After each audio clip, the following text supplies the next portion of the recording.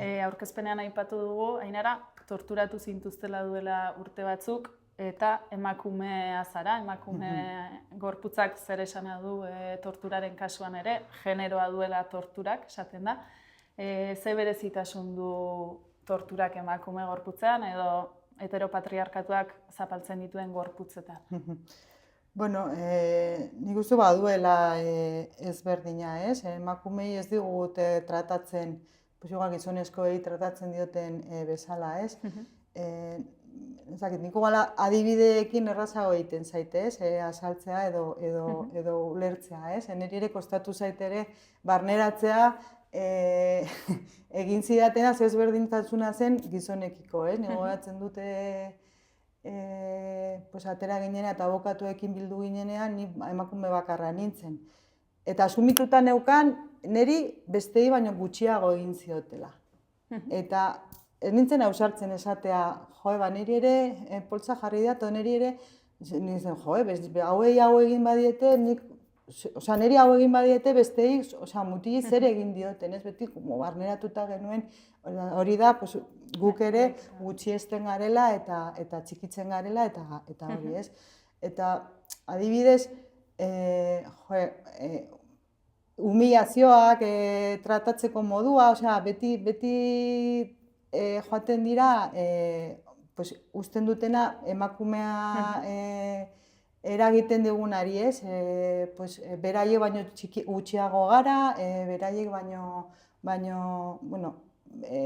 beste nivel bat, maila batean gaudela, ez? Adibidez, ez? Esaten dizutenean komisaldean etengabe, ez? Me estás poniendo cachondo, me estás poniendo... Niri emakume bezala esaten didate nire bikotea 3 emakumeekin bizi zela eta ze tontuna nintzela enteratzen adarra jartzen ari dizkiotela, baina aldi berean berari esaten diote kontrakoa, ez? Berari esaten diote, qué poco macho eres que no eres capaz de follártelas, no? Eta jokatzen dute esaldi horiekin, ez? Eta, bueno, badauka genero ikuspegi hori eta badauka bai. Azken urteetan eginda bide batez, tortura emakumeen gorputzetan zer izan den aztertzeko, genero ikuspegia txertatzeko, horra aipatzen da, emakumeen gorputza dela okupatzen den beste espazio bat, gatazka politikoaren testuinguruan, eta mezu bat bidaltzen dela, eta ez emakume horri bakarrik, ez? Zein da bidaltzen den mezu hori eta ze helburu du, Ainara? Bueno, nik uste dut bidaltzen den mezua dela emakumeak ezin garela arlo politikoan egon, ezin garela militatu, beti engainatuak izaten garela, ez dakit pixka bat hori, ez? Izan daiteke bidaltzen duten mezua beldurra eta beldurra gizarte osoari bidaltzen dute, baina bereziki ere emakumeei, ez? Beti ez dela, no es una cosa que va con nosotros, ezin dugula horretan egon, ez? Eta baldin bat gaude, errudun sentiarazten gaituzte, eta bueno. Bestetik, tortura sexualari lotuta badago estigma eta karga handia, eta hor lotxa eta errusentimendua ere nabarmena zer eragiten du horrek, Ainara, besteak beste isiltasuna, seguru asko, baina zer eragiten du?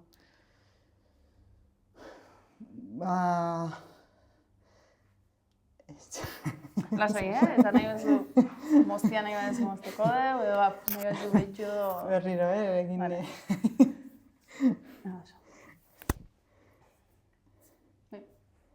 Bestetik, torturak sexualaren inguruan estigma handia dago, eta besteak beste lotxa eta errusentimendua eragiten du horrek.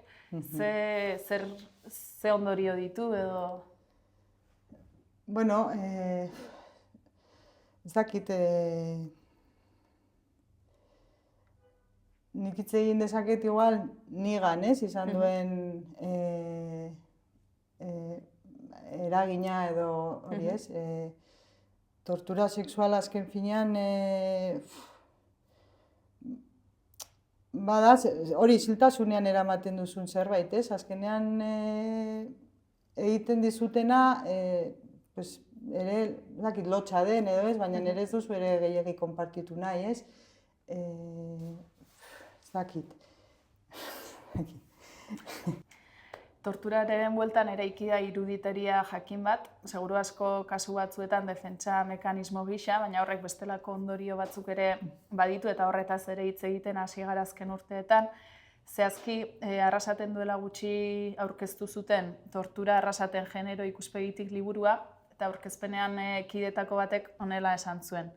Gure artean, zein iruditeria sortu dugu torturaren inguruan, zenbat aldiz abestu dugu Itziarren semeak, eta gero nola asumitu, norberari tokatu zaionean, ondokoa salatzea edo autoinkulpazio bat egitea adibidez, edo oraindik ere erabiltzen da karteletan poltsa buruan jarrita duena, eta bestelako mehatxua jaso dituena, akaso fisikoki ukitu ere eginez dutena ez alda torturatua, hori plazaratzeko lan handia dago egiteko, eta iruditeria horretan, bortizkeria fisiko ez gain, bada beste batzuk sartu beharra ere. Nola ikusten duzu gai Ainara, behar dugu iruditeri berri bat? Bai, zalantzari gabe, nik uste dut behar, eta bide horretan goazela, ez? Nik uste dut orain arte erabili den iruditegia pixka bat fisikoa nabarmentzea eta hori min egin duela, zeren tortura hori baino askoz gehiago da, ez? Osea, azkenean orain heltzen gara momentu batean badaudela torturatu asko zalantzan jartzen dutela bere burua torturatua izan dela, ez? Eta hori lantzea eta berriro aitortzea zure burua, zuk ere torturatu izan zalera, garrantzitsua da, ez? Hor guk esaten dugu beti erabiltzen dugu torturometroaren hitza, ez? Badirudi, jo, eske niri ez didate egin zure egindakoa, edo niri ez didate poltsa jarri, edo niri ez didate elektrodoa jarri, baina eske torturatua izateko ez dizute guzti hori behar batzutan, zuk esaten zenuen, aukitu gabe ere asko egiten da eta hori eraman behar da, ez?